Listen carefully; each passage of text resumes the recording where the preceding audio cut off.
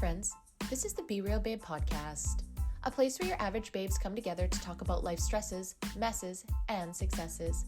A place where being yourself is the ultimate goal, where your opinion, your story, and your individual experience matters. Join me, your host B, and my guests for real and raw talks every week, laying it all out there so we can all help each other learn more, grow deeper, and evolve collectively. Now keep in mind, as a disclaimer, no one here is an expert and no one is giving any advice. This is strictly our opinions, thoughts, feelings, and for entertainment purposes only. Now with that being said, it's time. So grab your drink, grab your joint, and let's jump right in. Welcome everyone. Welcome to the Be Real Babe podcast. If this is your first time here, thank you so much for stopping by the show today. I hope that you have a good time. And if you're a returning listener, watcher, supporter, thank you so much from the bottom of my heart for coming back time and time again. For those that don't know me, my name is Brandy. I am the host of the show, and today we're on episode 175, What in the Actual Internet, Part 2. For those non-French speaking friends, Part 2. So on this episode, guys, we're going to talk about Nickelodeon and the ever explosive, non-stop information that is coming out about it, because it is all over the internet. It is all over everything, and as it should, because this shit's fucked up and it's been out there for a while. But before we jump into that, and I'm going to read you some pieces that I have found from the beautiful interwebs to kind of shine a little bit of a light on this situation. Before we get into that, I just want to remind you, if you are listening to the video and audio platforms like YouTube and Rumble, make sure to like, subscribe, and turn on those notification bells. And comment if you can. You guys help me get out there. That would be amazing. If you are listening just to the audio on Apple and Spotify, you can also turn on notifications there as well, and leave a review if you're feeling saucy, feeling spicy. That would be great. And if you want to follow me on social media, you can find me at the Be Real Babe podcast on Instagram, Pinterest, and at the Be Real Collective on Facebook. Oh, okay. So many words, all of that. That's done. Let's talk about Nickelodeon. So something I find super interesting is, for myself personally, and I know for the girls as well, when we fell down these like quote unquote rabbit holes, child trafficking was the first one that most of us fell down. And we've kind of heard about this stuff before. So it kind of blows my mind a little bit that it's all coming out in like bits and pieces, but some of us have just like absorbed this all at once. So I'm not going to say I'm shocked about what I'm seeing. I think I'm just sad because, you always don't want it to be true. I think that's one thing that uh, people out there think with like quote unquote conspiracy theorists. It's like, we don't want any of these things that we think are true, especially the bad stuff, to be true, just for the record. Like, I don't joke around when well, I kind of do, and maybe that's my bad, but I don't really joke around when I say like I believe that there's satanic things happening in Hollywood, because to me, only the devil would touch children. That's just my personal opinion. I know that's controversial for some people, which is weird, but anyways, guys, so what I'm interested to see is what comes up next, because obviously we've seen the Epstein pieces, but like Nickelodeon, let's do Disney next, because I think that's the next big one. And like people like Oprah, like where do these people fit in? And I think once all of us kind of seen that the people that we really looked up to as kids like wanted to be like, for me it was watching the Backstreet Boys and NSYNC documentary by Lance Bass on Netflix, or was it Netflix? Sorry, on YouTube, as where I found it. But just how they like weren't paid and they're pushed against each other, and there's just so much awfulness. And then you look at Nickelodeon, and although for me like Nickelodeon wasn't my time, I'm definitely a bit older. When I was in the 90s, I was like later in my childhood, so Nickelodeon was not really in my realm, but I knew of it. So this was more a little bit younger than me. I was a bit older for the 90s, but anyways, nonetheless, it's still insane. So this all kind of started where I think some people have heard, obviously, like I think Jeanette McCurdy is her name, where she's had her book about having an abusive mother. I haven't dove too deep in that, so I don't want to speak too much on that because I don't know, but I know that she's spoken out before about her experience. I know women like Allison Stoner have spoken out about being child actors and all the pressures and craziness, and now we're seeing a lot. And in this episode, I was like, oh, I'm going to cover Nickelodeon, I'm going to cover Diddy, I'm going to cover no. I cannot, you guys. My goal in this episode was to try and make it under an hour, and there's no way I could do all of those, even just one of them in an hour. So I'm gonna try my best to read you guys a couple of articles, just kind of highlighting what's going on for those that don't know what's going on with Nickelodeon. So like I said, Jeanette McCurdy has been speaking out, and again, sorry if that's not her right name, but I'm pretty sure she's been speaking out for a long time now. She has a book kind of about her experience about being a child actor, and now Quiet on Set was released. It's a docu-series releasing the experiences of those that were working with Nickelodeon, whether that be child actors or writers or a part of the whole thing. I highly recommend going to watch it. I watched it this weekend. It was nuts. It was a lot to absorb when they kind of laid out the way that they did, and it made me feel really gross and icky and terrible for these children. And it's still crazy to me that we looked up, like, not for me necessarily these Nickelodeon ones, but majority of them, like Britney Spears and all that, and we wanted their lives so badly, and this whole time they were just trying to provide and like entertain and connect and give excitement to kids our age. Meanwhile, they're underpaid, poorly treated, abused. Like, it's literally just, to me, like the saddest thing ever. I hope I don't regret keeping my door open. The boys, which are my cats, are fighting right now, playing a little rumble. So hopefully they behave. So apologies if you hear that. So yeah, let's get through some of these articles. So I just wanted to read some articles here that are online that kind of highlights everything and kind of brings it piece by piece, kind of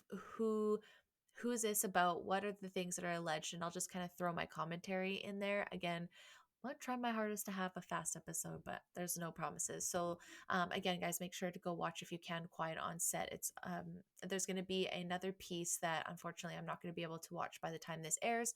That is going to be airing, I believe it's April 8th or 9th. I think we'll see in the coming articles here. That's going to kind of be the fifth episode, I believe, for that. So the harrowing Quiet on Set allegations explained.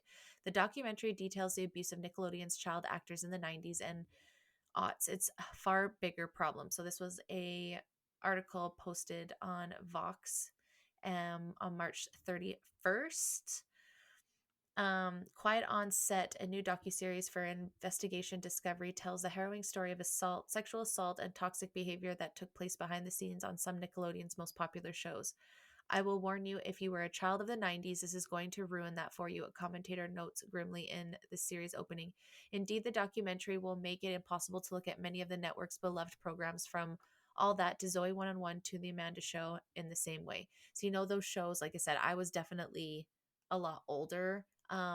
So I knew of these shows. Like, I definitely obviously knew who Amanda Bynes was, and I knew about like Zoe 101, but I was a little bit older millennium. So again, The Quiet on Set is a 4-piece docu-series on Max. You guys can get it on. It details very centered around Drake Bell, very centered around Amanda Bynes. There are definitely other actors as well, but like those are the main ones. And then very focused around Dan Schneider, who is for the most part the showrunner, and he oversaw everything. Um, and mentioned the fifth episode will include more interviews from former child stars that airs on April 7th. So I won't be able to watch that obviously by the time this posts, but this will post after that. So it'll be up to date. If you guys are just finding out about this the first time, you can go back and watch all of them. But essentially it's a docu-series kind of sharing all of the vulnerable spots that child actors are exposed to, how powerful Hollywood and people can be. It really shows how they normalize abuse and harassment.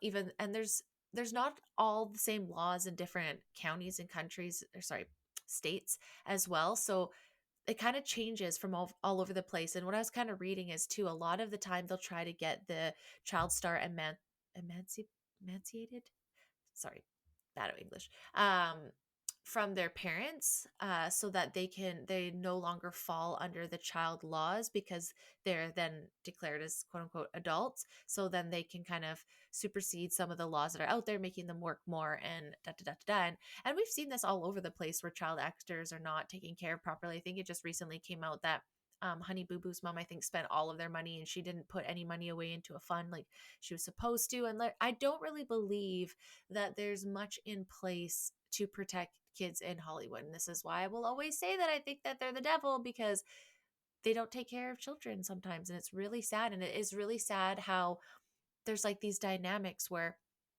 the parents are afraid to speak out on some things because they're afraid that they're going to jeopardize their child's chances. But at the same time, it's like, but you're there to protect them, but they don't know. And when it's children, they don't know that these things are wrong, but they're just being told not to say anything. And there's a lot of pressure on these kids to provide for their families. It's really, really sad because you hear most of them when you go back and you hear, like, I didn't want to disappoint my family because, like Britney Spears, like from allegedly, from my understanding, is like she was bringing in all the money for the family for the most part. And obviously Jamie Lynn, especially with this, had her own part to it, obviously. But like, that's really sad at that young age to have to take that on, especially if you're getting abused, which was what, like, I think that's what upset me the most. Kind of spoiler alert a little bit, obviously, of what went on in this documentary, but I do think you should go watch it for yourself. But what made me the saddest is that Drake Bell's dad tried so hard to separate him from the abuser. And it was really sad to hear that he had brought it up. And essentially, it was just diminished because the abuser was gay, and they were just saying that's just how he is. And although maybe that would be true, that, maybe gay people are a little bit more, loving. I think that's maybe more of what your love language is, I would assume. Like, if you're a touchy feely person, I would imagine that's because that's your love language. I don't know if that necessarily has to do with your sexuality personally.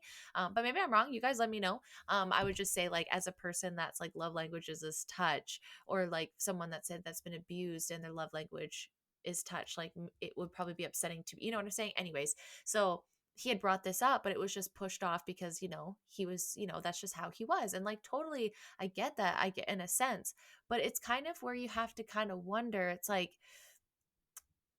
when do you start questioning things, right? And it's not to say that every single person that's like that is a predator by any means, but when kids do get abused and things like that happen, what can we do to put their safety at the forefront over our maybe feelings of being offended, that there's some more safeguards in?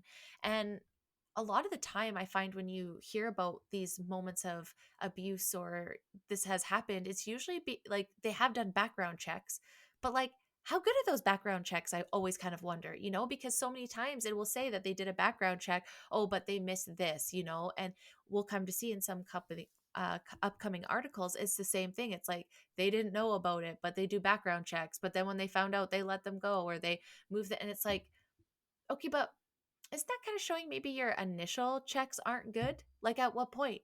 And like, again, who's advocating for these kids? I think it's kind of shitty because on one end, you have parents that do feel like they're worried about saying something because they don't want to harm, their kids' potential. And then there's some of them that just don't give a shit either. And I think both are like dangerous, but at least like the intention of the other ones are better. But at the same time, it's like, I think if you do have a child in this kind of light, I think you really have to be super close with them. Even at the same time, it's like, it's even hard if you are, because at such a young age, you can be told very easily. And what you guys will come to see in the documentary about it is how easy they can be manipulated to even be told that their families aren't good and they're bad for them, right? Which some of them are. There are absolutely parents that have taken advantage of it. So, it's just really sad all around, especially like I said, Drake Bell's dad really was trying to protect him from that, and he got pushed out, and then he got pushed out further. And it just broke my heart when he realized that, like, even though he tried so hard, he wasn't able to stop that abuse from happening. And I couldn't imagine what that feels like, trying so hard to share that and then be like essentially shut out. Or like, now if that happened, I'm sure it would be more like cancel culture. And then find out you're being right the whole time. So it's like, I'm not saying every single person out there that's like, a little bit more love language, hand touchy is a predator. But how do we see those flags? How do we know that? How are we sure that those that are working with kids are being safe? Like, this one article here, actually, I wanted to pull up that I'll read a little bit more from the New York Post, um, by Ariel Zilber, March 28th, 2024.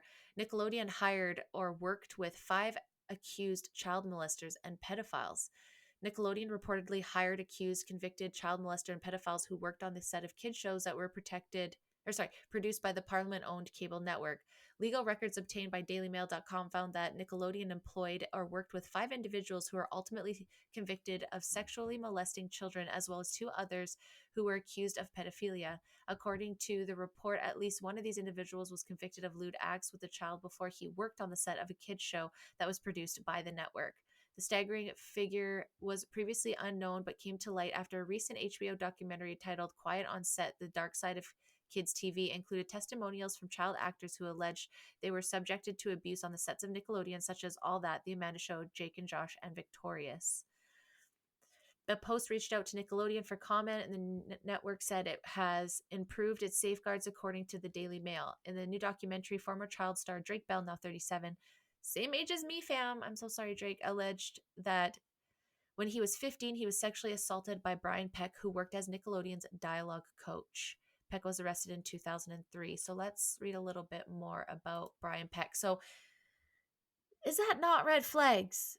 Like, 5, I could see, I can't even see one. I'm not going to say that, but like, I'll be graceful and say maybe one slipped through, and maybe it was like he was 19, she was 18, birthdays didn't line up, got called out. Sometimes I can understand. And like, hell, like back in the day, it used to be a lot worse. And there's some religions that allow that at any age. I'm understanding that there could be sometimes taken out of context. Okay. But at the same time, 5 that are working with children, like, it shouldn't even be, it should be, if you make that mistake, you just don't get to work with kids. No one says you can't work in Hollywood.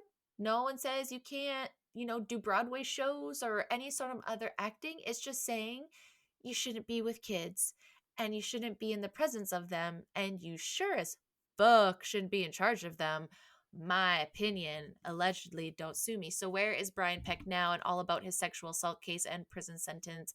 From People magazine, March 20th, 2024, Kelly Gibson says, again, the Quiet on documentary series, 4-part series, premiered on March 17th. So I'm not too far behind the show. Features interviews of former cast members and crew as they discuss the alleged toxic abuse that occurred behind the scenes. Among them, Drake and Josh star Drake Bell, who alleges Peck repeatedly molested him when he was a child.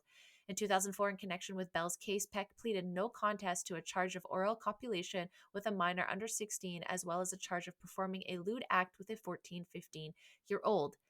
Peck spent 16 months in prison and was mandated to register as a sex offender. As the docuseries explores Peck's history with Nickelodeon and the allegations against him, here's everything you need to know. So you guys can go to People magazine here to catch the rest of it. But essentially, Brian Peck was in shows in the 80s, like Return of the Living Dead and sitcoms as Growing Pain. The one thing I found really fucking weird, and maybe that's just me because I knew of him now, reading this, not from before. So maybe before it didn't seem so weird, but he was like the pickle boy on all of that. Um, and he just went around with pickles. And like the one scene I seen, he like put a pickle through a hole, and then this guy on the other side was eating it, and like, not to be this way, but it looks like a glory hole, and then you're putting a pickle in it. And maybe to kids or like everyday people, maybe funny, maybe not sexual. Somebody that's sexually abusing kids, that's inappropriate, right? So it's like everything that you're hearing when it comes to Nickelodeon, and you watch and you say like, well, out of context, like, oh, it's an adult innuendo. No, well, these are for children. This is for a kid show. Why are there adult innuendos in them? I don't understand that. This isn't designed for them. Why? So to me, and my thoughts is like, again, grooming, because you see, as we age with these kids, or the kids at this time, early 90s, when they're aging, they're growing up with them. So they're very much mimicking what they're doing. And as they age, there's been shorter clothing. As you can see, all these shows progress. There has been very, very weird things, like when it comes to feet. Like, there's a lot of things in all of Dan Schneider's shows, when you put them all together, look fucking weird, but maybe spawn out through time. As a kid, you're not thinking anything of it. But as you go back as an adult and you put them all together, you're like, okay, there's a theme here.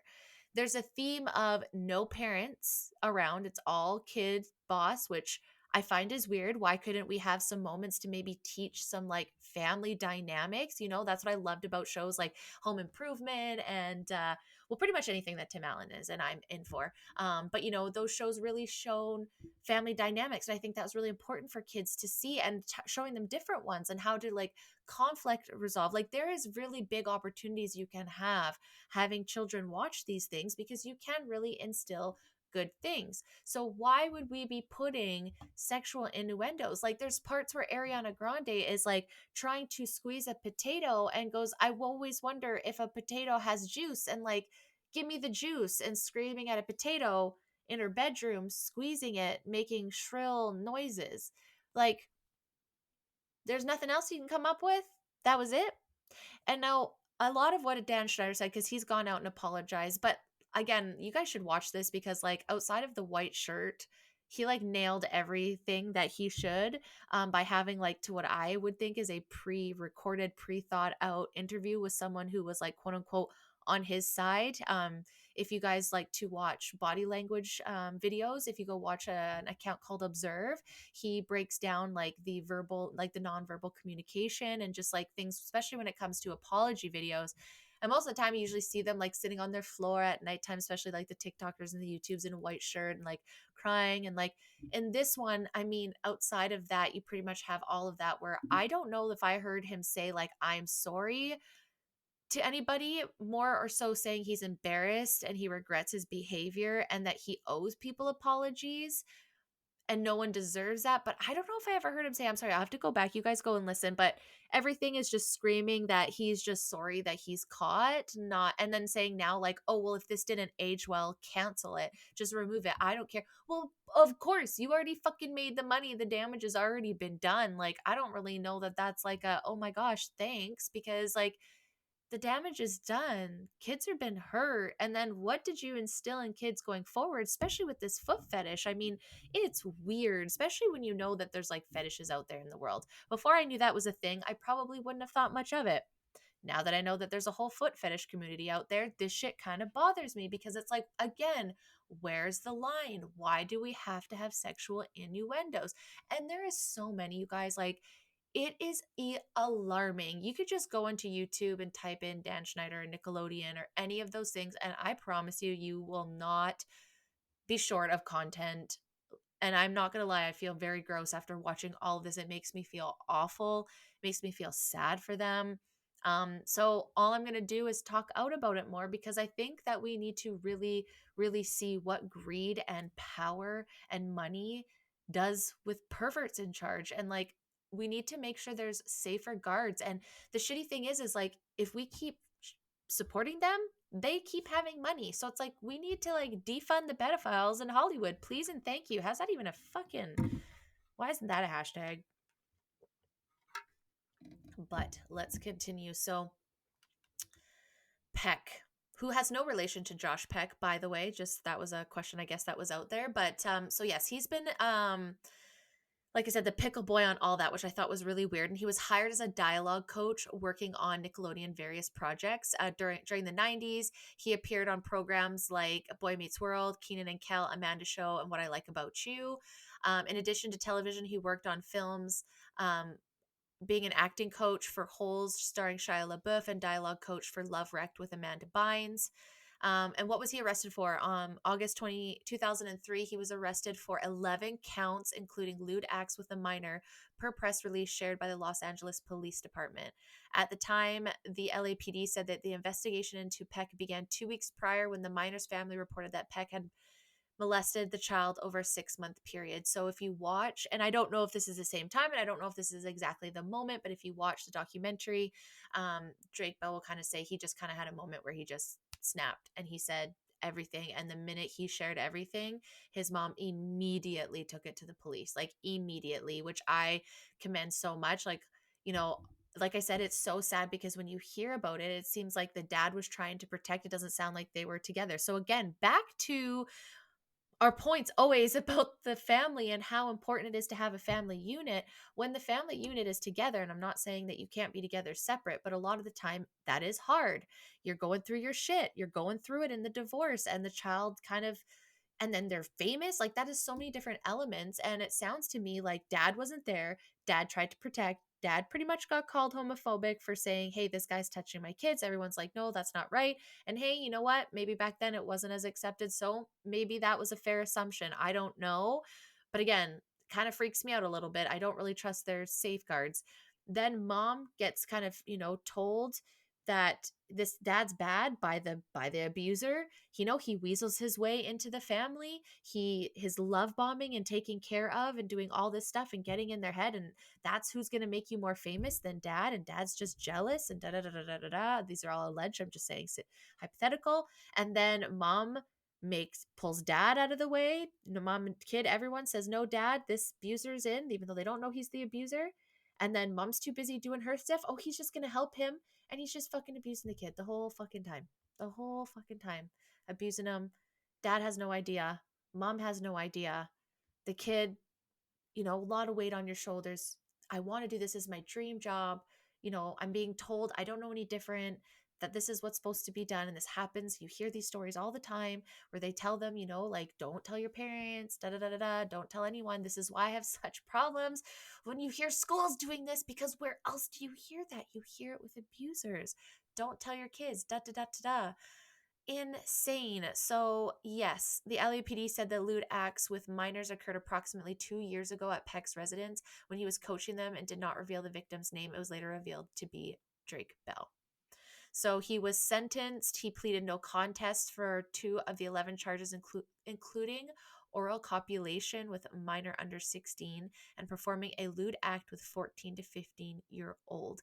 He was later sentenced to 16 months in prison, which I already said, which is peanuts. And apparently, allegedly, there was like approximately 40 something letters that were sent to the judge, trying to, like, character letters to have the sentence reduced. Listen, this is my opinion. You do anything to a minor, you don't get a character letter. I don't know why this keeps happening. You know what I'm saying? Like, you just don't. To me, that is absolutely outrageous that anybody would write these letters. Some of them are famous actors.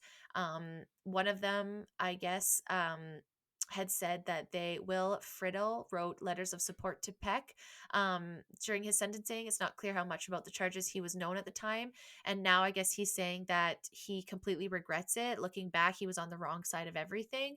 And I mean, I'm not trying to be rude, and maybe back then it wasn't as apparent, but how many times does it need to come out that victims were right, and the abuser has completely gaslit everyone around them and made them believe that they're not that? It's like, how many times do we have to hear that for people to be just like a little suspicious? Like, I understand sometimes things are wildly, and I don't think every single story is real. But at the same time, with how many times we've heard, oh, well, finally there was you know what I mean? Like, I just feel like there needs to be a little bit more scrutiny when it comes to this stuff and looking at past behaviors. Like, there can't just be 1 or 2 people that felt this way. And when you look at patterns, especially when it comes to single moms, you see that these abusers just weasel their way in because you guys are so fucking vulnerable. It's totally fair. You're doing it all by yourself. You're usually nonstop, and single dads, whoever, single parents in general. I feel like abusers have very good ability, if they're good manipulators, to get in there. And then if they're already friends with your children, because publicly and at work here, like, this isn't just like, a camp. Like, this is their employment too, right? Like, they're pushing them. This is their future. Like, there's so much more involved than if it was just, and I'm not saying that kids that get abused at camps or any less, but at least that's for like a time. This is like their career, that holds their family, that holds all of it. It's just insane.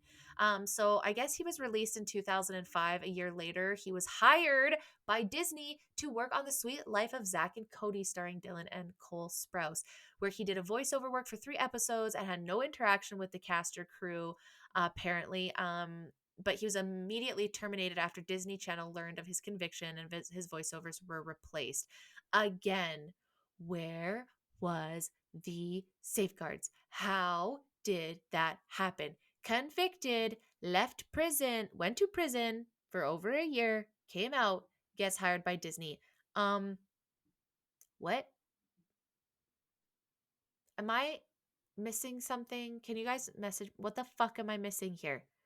How do you go to prison for being bad to children and then get hired to do another child's show? Those are the moments in my life where I'm like, am I fucking dumb? Even after getting terminated from Disney's channel, Peck continued to appear on variety of projects, including bedtime stories, Freaks of Nature, and Anger Management. His last role was in 2018. 13 years. He was in the business for 13 years after he got out of prison. I can guarantee you there would be children around at some point, somewhere in these movies. Those don't sound like adult only movies. Apparently, he resides in LA, California. If you're watching, I'm sure you're not. I might get in trouble from YouTube. Remember the last time I bullied Hollywood, I got in trouble. So that's cool. Not sorry, anybody that's seen audio, I guess you can't see my face. Sarcastic face. Another thing that I found super interesting is, remember they said there was 5, so that was just one. So that's Brian Peck, and I'm already at half an hour. So let's carry on to the next fellow, Jason Handy. Where is he now? He is another person mentioned in this documentary quite a bit. It was revealed that the production assistant, Jason Handy, who has now been proven as a sex offender, Handy was usually in charge of showing the young performers around the set. A mother known only as MJ talked about her daughter Brandy. Hey girl, so sorry. Being a victim of Handy in the docuseries, he sent MJ several indecent emails. According to MJ, Handy also wrote things like, "I'm a pervert," full blown in his journal. I thought it said, I have to go back, but I swore it said I'm a pedophile, but maybe it did said pervert. But he acknowledges this. He writes it down in his book. He wrote down stuff that he did or wanted to do to young children. He talked about it often, how he was getting more and more aggressive and wanted more, younger and younger children. And his job was to show people around. Kids were left with this individual, left with him. Former staff members and child performers have made allegations against animation company Ezeal Channel, writer producer Dan Schneider, writer actor Brian Peck, and writer Jason Handy. The New York Post stated, although Schneider has always denied any misconduct, the others are now found guilty of sex offenses. So the other two have been convicted, whereas Dan Schneider has allegedly never done anything. But the thing is, the amount of stories that are going around about him say otherwise. But what I found shocking was so Brandy that played an extra on the Amanda show, and she was going back and forth with Jason on email, and her mom at first was like, no big deal. He seemed like it seemed to be quite innocent, no big, except for one night Brandy got an email from him. She ran to her bedroom upset. Da da da da da. Mom goes and finds out that it is a picture of him touching himself, saying, "I just want you to know how much I cared about you or liked you," or something like that. You guys have to go watch the show to get it hand by hand. But could you imagine that is your 11-year-old? Your 11-year-old. I don't even know what I would do. I'll just read it. So, according to the publication, Brandy appeared as a guest star in one episode of The Amanda Show. For potential future chances, the 11-year-old continued to correspond with Handy via email. MJ said in the show that although their emails were innocent, Handy once sent Brandy a picture of himself in his underwear. It was a picture of him touching himself naked, saying he had sent it to her because he wanted her to know that he was thinking of her. 11. This is an adult. And it's noted that a lot of times, like, parents were allowed on set. It was taken care of by these very charismatic, charming boys, obviously disgusting boys, but obviously they portray not that. Like, you're not going to be able to, that guy off of the Scary Movie with like, this is my strong hand. Like, if he was just like breathing up on your kids, like anybody's breathing up on your kids. I mean, you're fucking United States president allegedly sniffs kids. So, I mean, I guess that's common. But I think for the most part, when you see enthusiastic, like camp leaders, you don't think child molester. You just don't. I don't. Now I do. Now I do. So what was he convicted of? Jason Handy entered in a plea of not guilty to charges of child sexual exploitation, sending sexually explicit emails to minors, and performing indecent activities on them. His acts towards minors who featured on Nickelodeon's The Amanda Show and cousin Skeeter were the reasons behind these allegations. Um, yeah. So Handy was sentenced to 6 years in jail. He eventually relocated to North Carolina and registered as a sex offender upon his release in 2009, according to LA Times. Then in 2014, around 10 years later, 40-year-old Handy was taken into custody by North Carolina officials. He was arrested on 2 charges of violating the sex offender registry and 3 counts of indecent liberties with a kid. Handy is now incarcerated at the Federal Correctional Institution of Pittsburgh, Virginia, and his release date is August 28th, 2038. So again, this is written March 22nd, 2024.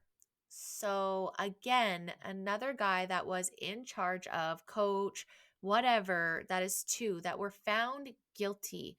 Found guilty. And I feel like a lot of fucking cases go not found guilty, unfortunately, with just the way things are and the way the system is. So when you see this actually happens, this is insane. In his journal, he had postings like, I even suffer on a daily basis with the question of how I can find a victim to our word if I must. And I really have been giving into my desire for small girls for some time.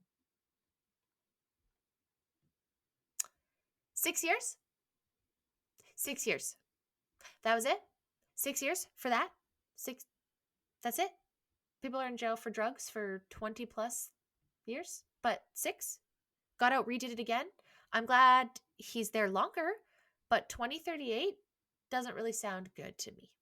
I don't really love that personally. So that is another one. Again, another one that was very known around this industry. He was in charge of so many kids, and we're just we're not going to care about that. It's not a big deal, right? Like it it absolutely blows my mind. So we've got Brian Peck, we've got Jason Handy. We're at 36 minutes. Let's quickly go over Dan Schneider. Again, guys, I highly, highly recommend to look into this more in the sense of, especially if this was something that you really loved as a kid.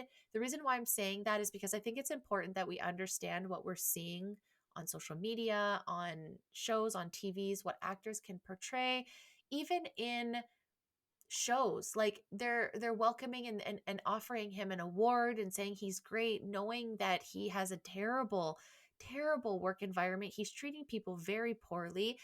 You know, it's it's insane what has to be done to be able to provide. These are these children and these people's livelihoods. And once you put that on the line and you put the idea that you're going to let your family down, especially to such young kids, like that is so fucking damaging. And just the way that this guy is. So again, the docuseries speaking about what happened under Nickelodeon's hit series, and majority of them were through Dan Schneider. So again, he did shows like All That, Amanda Show, Zoe 101, iCarly, Drake and Josh. Like there are tons. And even just in his background, it sounded like he wanted to get into working as an actor in the 80s. He definitely wanted that career path, and he wanted, I guess back then he was kind of in shows where, this is what I'm reading, allegedly, that he was more like the like funnier, chubbier guy, and he didn't want to be viewed as that. He wanted to be viewed for so much more. So he definitely got into good shows through the 80s. He filmed, he was on a bunch of different shows, like I said, and then he himself started working as executive producer and writer for shows. And then he took on things like The Amanda Show, with Amanda Bynes, and that was like their big, his like her and his like bigger break, let's say. But he co-created the Bynes-led series What I Like About You with Will Calhoun, for the WB, and served as an executive producer for the first 2 seasons. During the same time, he also wrote and co-produced the 2002 film Big Fat Liar, starring Bynes and Frankie Muniz. And if you guys hear from Frankie Muniz, he said he would never put his kids in Hollywood. I kind of wonder how this works, and like you guys let me know what you think, but I kind of wonder, like, how kids come up as kid stars and all of a sudden they stop. It's like, does the level of things that you have to do, and you hear of stuff that they have to quote unquote do in Hollywood, do you wonder kind of it's like they suffer the abuse as a kid and then when they get to that certain age, it's like do they then have to abuse to move on to the next level? And that's why some of them that go from their child star to like their adult, it's such a crazy one. And some of them just like obviously don't handle it well, but I kind of wonder if that kind of all ties in together, and that's why you see some of them just disappear, totally live a different life, never look back, never want to be a part of it. And some of them it's like their family is in it, right? Like Miley Cyrus, her whole family's in the entertainment business. Does she know anything else? Did going from that transition and have to be maybe on that side where you're more like being the abuser and doing the like more quote unquote grooming, if you will, like I kind of wonder those things. And maybe that's why they're like one hit wonders because they don't want to sacrifice their souls if they have to do fucked up shit or grow. Like we're seeing all the stuff that's coming out about Diddy now and all that kind of stuff, right? We know what happens with Epstein. We know it's happened to Disney. We've seen what it's done. We now know about Nickelodeon. Like to me, none of it would shock me. And none of it would shock me why, like, let's just say when we look at that 70s show, most of them turned to Scientology and did weird shit and they all were like doing weird shit. And then they said that what's his name? The I can't remember. You guys know what I'm talking about. The one that was by himself that was like ostracized being the loser and he was just like, "No, I don't want to hang out with those people." Meanwhile, Danny Masterson's a fucking charged known assaultist. All those words that I'm going to get in trouble for saying. So it's like the ones that were stuck out looking like the loser, it's like were they the ones that like their parents were like extra protective of them and they were highly involved and don't let them go to these parties with these weird people and get, put them in front of, back then I'm sure early 2000s too, like I'm sure there was a lot more trust back then. You just keep going back and I get it, but at the same time it's like it's probably a good thing I only have cats, you guys. Like my kids, I would be a hover parent. But yes, so then in 2004, after he did Big Fat Liar again, he loved Amanda. He did so much for her. They were very, very close, it seems like. She was not on this episode. She does not speak, but I think we can kind of see from how her life's been.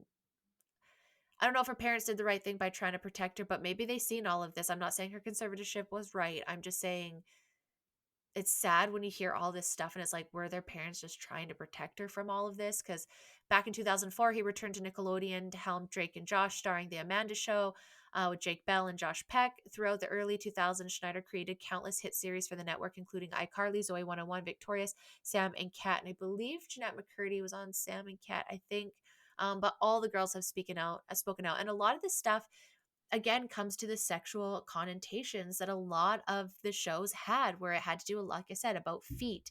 There's lots of just like weird angles, a lot of stuff in bed, like Ariana Grande putting her foot in her mouth. There's a lot of like scenes where like goop goes in another kid's face and like they've been known to joke about that being the like shot. Like when you look at it as a kid, you're probably not thinking anything of it, and maybe it is funny to kids, but when you have majority of the adults around there as perverts, I feel like intention means a whole other thing. You know what I'm saying? Like, yeah, maybe kids think that's funny, but they think a lot of things that are funny that are innocent. So again, adults aren't watching this. I can maybe not really understand some of the funny humor that they have for like adults in Disney and in Pixar, like the funny stuff that just goes over their kids' head that's not perverted. Totally get it, because at those ages, more often than not, you're probably sitting from young age to like 5 or 6, you're probably sitting with your kids for the most part watching these movies. So yeah, I get it. But I'm sorry, no adult is sitting with their fucking 10-year-old watching iCarly. Like, no, it's annoying. It's weird. And I don't know. It just makes me sad because I think a lot of it, again, was there was a lot of good people that wanted to be a part of it, but then it's sprinkled in these perverts with very little safeguards for kids. Everyone's focused on making money, and it's no good for anyone. So, what allegations have been made against Dan Schneider? I mean, you can go and look, they're all alleged. Let's start In 2018, reports of Schneider's alleged abusive behavior on set began to surface, with Deadline reporting that staff members filed multiple complaints about the subject. The publication also noted that Schneider had been under a cloud of suspicion over the treatment of some younger stars of his shows after he posted pictures of the feet of some young actresses he worked with. Okay, and again, back to the feet. There was another show, I don't remember which one it was, but apparently it had this is so gross when you think about it. It had all of the children listening, like they tweeted out like send pictures of your feet to us and hashtag this and we'll share it. And it's like there's clearly foot fetish people on here, and now they're getting not only their actors in front of them all their feet, now they're getting all of the people watching to send their feet in. It's like, when does this obsession end? It really I'm not a fan of feet. I understand their purpose. I appreciate them. Thank you for letting me stand. I don't like them. So the foot fetish, Nickelodeon even had their fucking symbol as a foot for a while. Like, come on. This is just, it weirds me out. And on top of other things too, like he would write himself into the shows and like sitting in a hot tub fully clothed, and then Amanda Bynes in her bathing suit, like interviewing him. And this was a big part on the show where she would interview people in her bathing suit and grown adults in the hot tub. Like, why? There's a million other places that could have been funny or kid appropriate. Why? And again, this clothes got skimpier and skimpier and skimpier, and the innuendos got dirtier and dirtier. And they even talking like teenage movies. I get it, but then why are we talking about them having a boner? It's just, it's fucking weird, guys. You go back to it and you'll see. Jeanette McCurdy, I did say the right name. So, yes, so there's lots of reporting again of sexual misconduct. There was also when it came to the writers as well that were in there, and just like other staff, he would do things like ask one of the writers to read the lines as if she was getting, I can't say the word, but you can imagine that, and being pressured, she did it and she doesn't want to talk about it now, and just things like that where it's like women aren't funny and but then and then giving like two writers one salary and threatening their futures. Like all of these things happen, they talk about it in this whole documentary. And there's just been tons of complaints about his behavior. Like one minute he's really nice, and if you were a star, like he did everything to you and like loved bomb you, but then if you're bad, he treated you like complete trash. Or like there's just so much to it, you guys. It's insane. But in 2022, a memoir came out, I'm Glad My Mom Died, by Jeanette McCurdy. She wrote about how she felt exploited as a young teen on the set of her two hit shows, both of which were ran by Schneider. Though she never mentioned Snyder by name, she referred to a person as their creator. And obviously, we know who that is. Zoe 101 star Alexa Nicholas made references to Snyder during her 2022 protest outside Nickelodeon's headquarters, holding up a protester. Oh, sorry, poster, holding up a protester. She did not do that. That is a lie. I lied there. She was holding up a poster calling him the creator of childhood trauma. Also, during an interview in a Business Insider published in 2022 in August, Victoria star Daniela Monet opened up about how she felt sexualized filming certain scenes on the show, including the one where she had to eat a pickle while applying lip gloss. She also back claims that Schneider encouraged actors to wear skimpier options and whatever that was the most revealing. Very male dominated place. And again, everything is sexualized. And it's like, again, why? Why? What the fuck? It bothers me on such a deep level. Also, guys, if you want to watch videos on this far better than I report, because I am just a baby podcaster, I highly recommend following Sloan. He does an amazing job at sharing all of this stuff, and he has done it for a long time. I was gonna say decades, but I don't even think he's decades old. Again, we're lying to you here. He won't lie to you there. No, I'm just kidding. But he does cover all of this, like as it's going through the last couple of years. And this is how I've come to know all of this stuff. Just watching him, because I know he's had a hate on for Dan Schneider. And yeah, he again says that in here that his some of his behaviors were not great, but all he cared about was taking care of the kids and all those kind of things. And I just I don't I don't I don't buy it. I don't buy your apology. I don't buy that you're sorry. I personally, it's not mine to buy. It's not my apology that I need. Um but it just shows volumes when people don't want to work with you. They don't want to be a part of your stuff. And I mean, allegations for one time with one person, I could see maybe questioning a little bit more. When you have a plethora of people that came forward and a handful that are saying, oh, that's not my experience. I mean, where there's smoke, there's usually a little bit of fire. So it's like, why would they feel this way? Just because you weren't caught, or just because the girls that you tormented were paid off or have NDAs or just so messed up on drugs now or just don't want to relive that? Like, there is really bad allegations out there about this fellow putting a bun in baby girls' ovens. You know what I'm saying? Like, that they were paid off. You guys go and look for this yourself. Again, don't believe anything I said. This is just what I'm finding on the internet. But there is a lot about this. There is no lack of information on here. And although I understand that just because something is popular and it's brought up, that it might not be real, this is fucking court evidence. Several of them. I mean, come on now. You could just look at some people sometimes and they just scream PDF file. You know what I'm saying? So it's like, especially with people that have something to prove, those people are dangerous.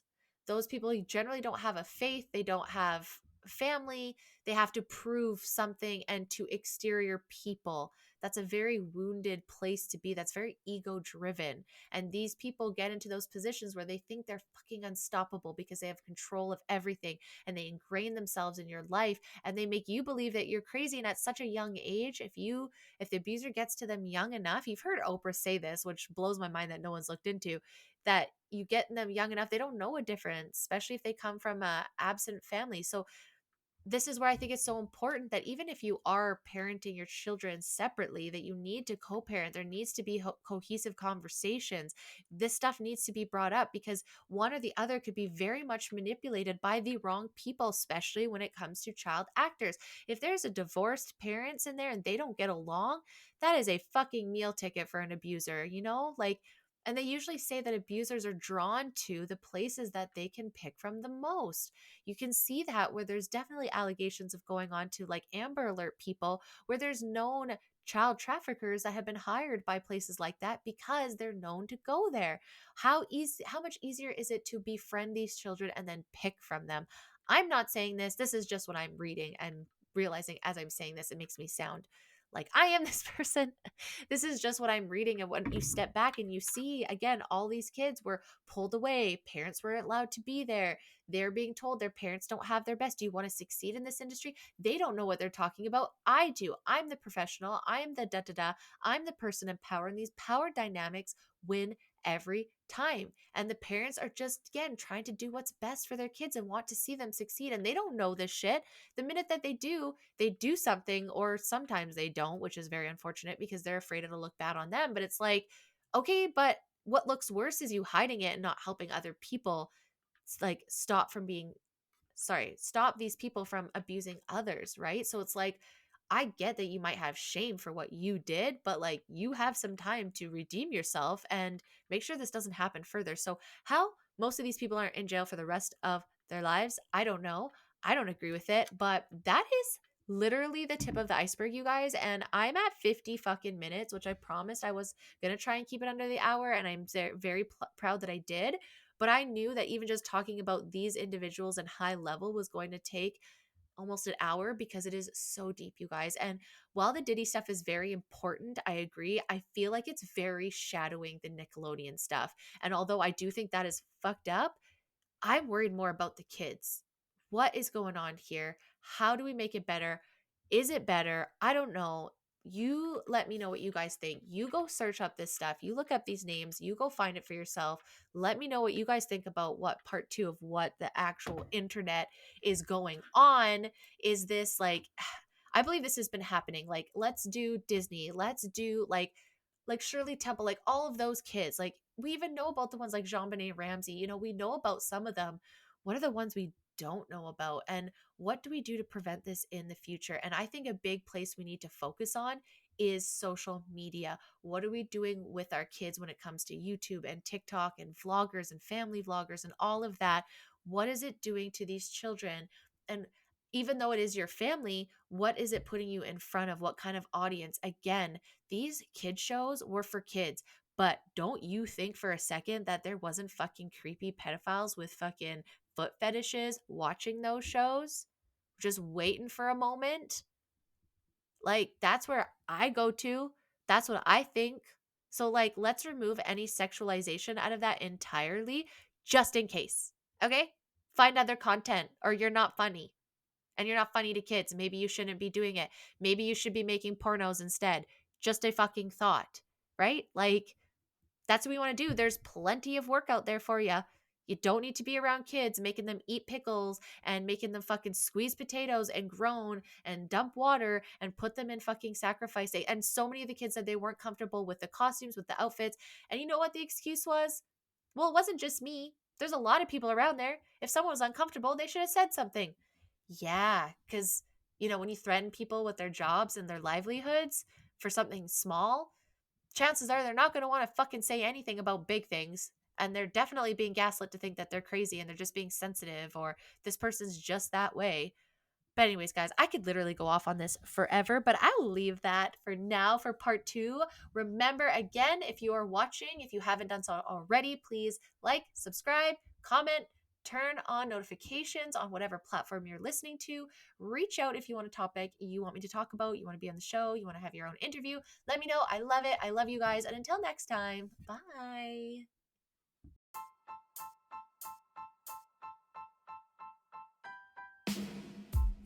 Thank you guys so much for the support. I cannot thank you enough for being here. If you like this episode and you want to hear more, please give me a follow at the Be Real Babe podcast on Apple, Spotify, YouTube, Rumble, and Pinterest. You can also find me on Facebook at the Be Real Collective. Until next time, guys, bye!